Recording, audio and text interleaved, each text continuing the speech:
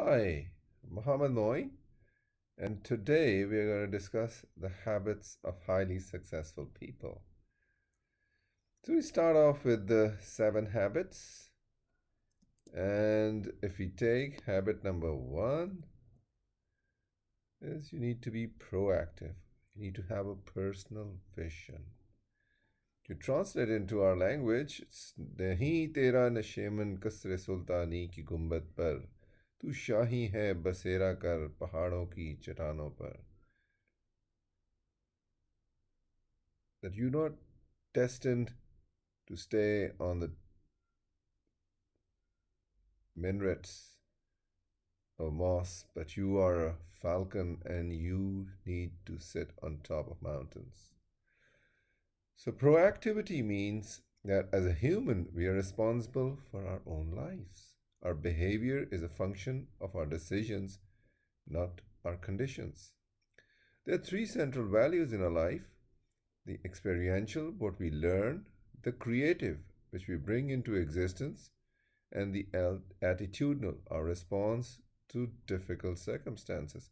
What matters most is how we respond, what we experience in life. Proactivity is grounded in facing reality, but also understanding we have the power to choose a positive response to our circumstances. We need to understand one thing: the things we are concerned about could be described as our circle of concern. That is, what we are concerned about. But the things which we can really do something about, they are described as our circle of influence.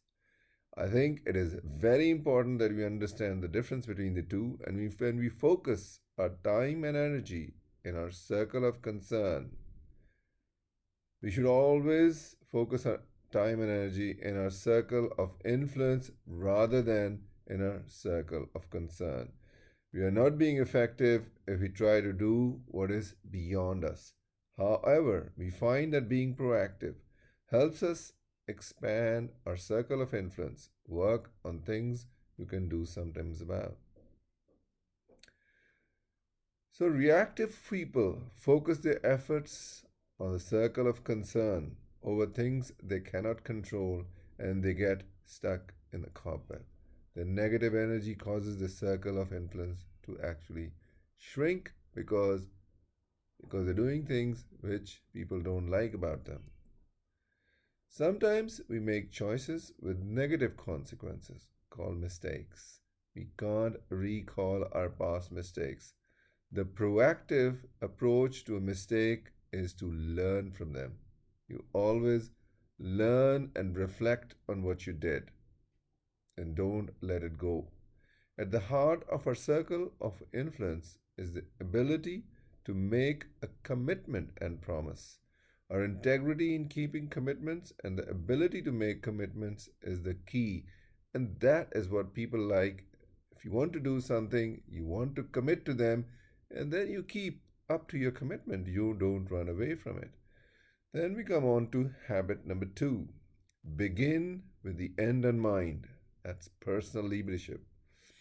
Three major aspects of personal and business management: leadership, management, and productivity. Management is doing the right thing, while leadership is doing the right things. Sorry, management is doing things right, and leadership is doing the right things. They always get confused in that, but we need to be very clear on that. Develop a personal mission statement or philosophy.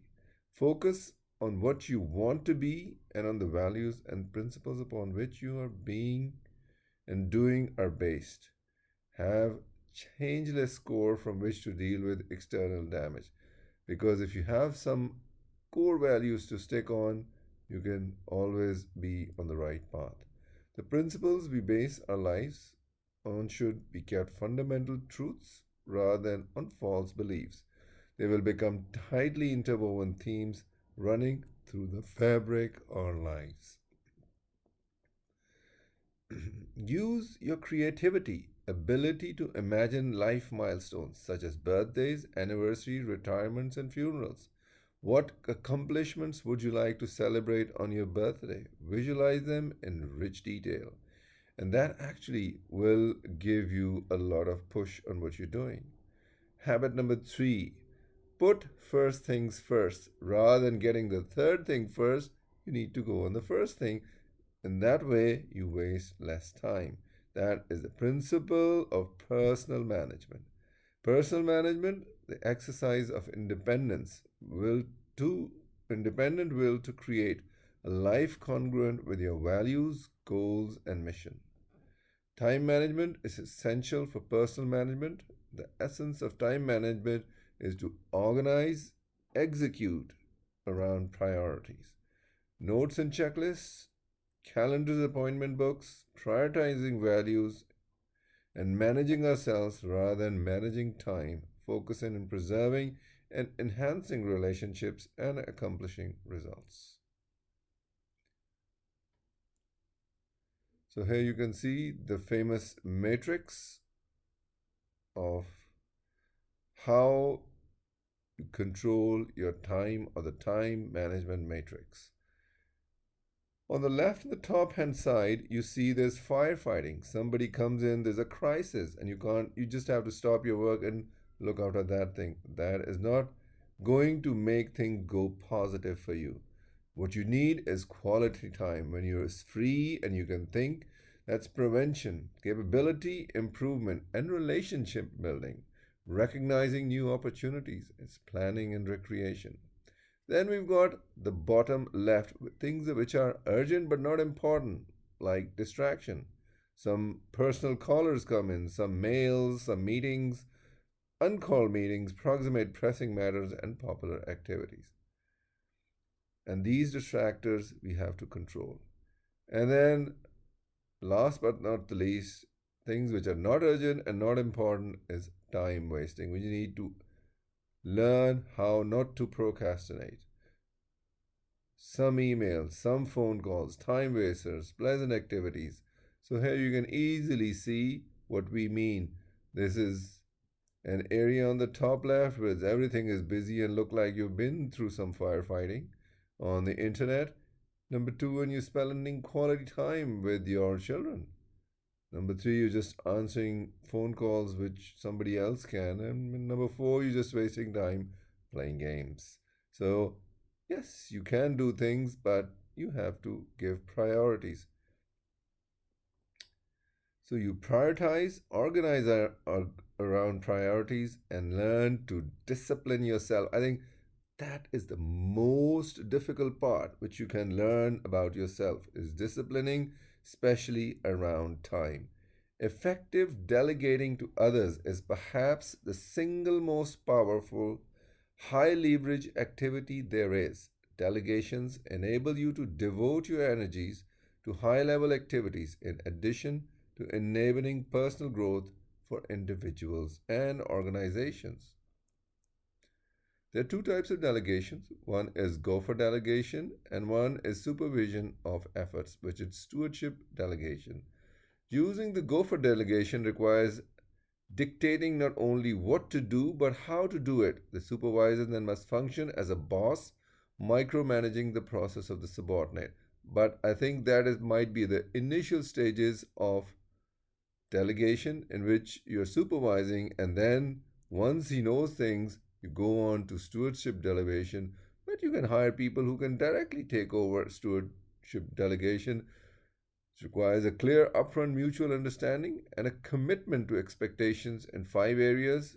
You want desired results, you have guidelines, you need your resources sorted out, you need accountability, and then you need your consequences. So if you have that type of delegation, then you're going to work very effectively. Immature people can handle fewer results and need more guidelines and more accountability interviews, so they'll need gopher delegation. What mature people can handle more challenging desired results with fewer guidelines and accountability interviews, so those will be requiring stewardship delegation. Treat a man as he is, and he will remain as he is. Treat a man as he can and should be, and he will become as he can and he should be. Like I tell my students, a student will always surpass his teacher. Then we've got paradigms of interdependence. The most important ingredient we put into any relationship is not what we say or do, but who we are. Now we're going to just go into an example which we need to understand of the emotional bank account, which describes how trust is built on a relationship. Positive behaviors are deposits, building a reserve, and negative behaviors are withdrawals. A higher reserve balance result in higher tolerance for our mistakes. So you have to live your life like, and you're going to earn your emotional bank account. There are six major deposits we can make to the emotional bank account. Understanding the individual, and values determine what action will result in deposit or withdrawals for that individual. Understand others deeply as individuals and then treat them in terms of understanding. Attend to little things. How are you doing? What are the things in most important in relationship? Keep commitments. Don't make appointment and then don't show up. Clarify expectations. The cause of almost all relationship difficulties is rooted in ambiguous, conflicting expectation around roles and goals. Making an investment on time upfront effort saves time and major withdrawal later. So you need to sit down and clarify what each of you want. And then you show personal integrity. A lack of integrity can undermine almost any effort to create a high trust reserve. So, honesty requires conforming our words to reality, and integrity requires conforming reality to our words. And apologize sincerely. When you make a withdrawal, sincere apologies are deposits, but repeated apologies are interpreted as insincere, resulting in withdrawals. So, habit number four is think win win. So, both of you should win rather than other situations. So, there are six total philosophies of human interaction, which include win win, which we were talking about. So, the other one is win lose, the competitive paradigm. If I win, you lose. So, I'm the winner. So, that's what we learn as we child. So, we're trying to beat everybody. The leadership style is authoritarian. It results in both people are winning, both are losing. Lose win, the doormat paradigm, in which you let other people win so you can become popular. This leadership style is permissiveness. Then you have the lose and lose, when people become obsessed with making the other person lose even at their own expense. Here you can see, if you don't do it, I'm going to shoot you down, and the other shoots the other person down. Then there is only win, focus solely on getting what wants and don't think about the need of others. And then win win or no deal. If we can't find a mutually beneficial solution, we agree to disagree. Agreeably no deal. This approach is most realistic at the beginning of a business relationship or enterprise. In a continuing relationship, it is no longer an option. So you need to, no deal becomes very difficult. Then you go on to habit number five. Seek first to understand and then be understood. We often prescribe before making a proper diagnosis when communicating. We should first take the time to deeply understand the problems presented to us. Skills of empathetic listening must be built on a character that inspires openness and trust and high emotion bank accounts. Here you can see body language. Empathetic listening. When another person is speaking, we should listen at one of our four levels, either ignoring, pretending, selective listening, or attentive listening. This child seems to be ignoring. We should be using the fifth highest form of listening, empathetic listening, all the time. Is listening with intent to understand the other person's frame of reference and feeling. You must listen with your ears, your eyes, and your heart. You look up to the other person and you talk with them. Diagnose before you prescribe. An effective salesperson seeks to understand the needs, concerns, and situation of the customer. An amateur sells products, and the professional sells solutions. Empathetic listening takes time, but not as much time as backing up and correcting misunderstandings, including living with problem and the results of not giving. Then we come on to habit number 6, which is principles of creative cooperation. Synergy means the whole is greater than the sum of its parts. So that's what we need to do in habit number 6, learn to synergize. The essence of synergy is to value differences, to respect them, to build on strengths, and to compensate for weaknesses. Synergistic communication is your opening your mind and your heart to new possibilities. It may seem like you are casting aside, beginning with the end in mind, but you are actually fulfilling it, clarifying our goals, and discovering better ones. By taking the time to really build a team, creating a high emotional bank account, the group can be very closely knit. The respect among members can become very high. And the last habit is principles of balance, self renewal, or sharpening the saw. You must work proactively to renew the 4 dimensions of your nature: physical, spiritual, mental, and social. You always must take feedback and try to improve on all of them. The physical dimension involves caring for your physical body, eating the right food. The spiritual dimension is your center, your commitment to your value system. It draws upon the resources that inspire and uplift you and time you to timeless truths. The mental dimension, it's important to keep your mind sharp by reading, writing, organizing, and planning. Read broadly and expose yourself to great minds. The social emotional dimension is the most important one. It's primarily developed out of our relationship with others. Renewing our social emotional dime requires focus and exercise in our interaction with others.